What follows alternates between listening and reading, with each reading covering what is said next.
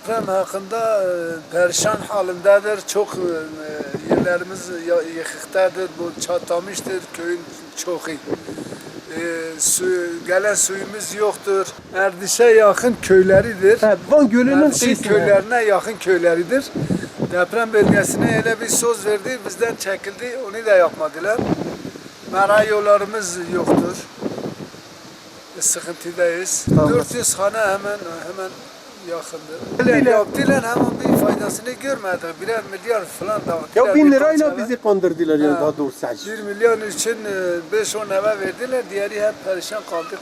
Çatlayan yerlere tekrar baksınlar. Tekrar Konut istiyoruz. bir konutlarını Gözden geçirilmesi, yapılmasını deprem. istiyoruz. Bellidir zaten çatlak yerlerimiz köyde gelsinler tekrar tespit etsinler. Ona göre tekrar bir yardımlarımız olsun bize afatlar vermek için.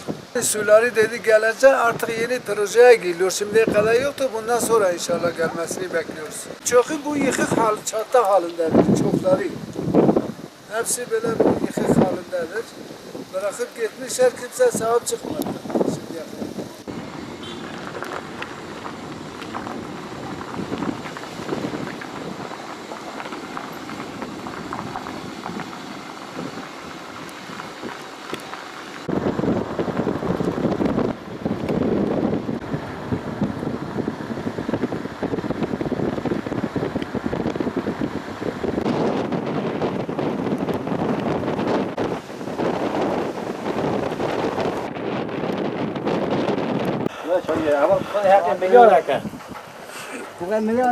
زينة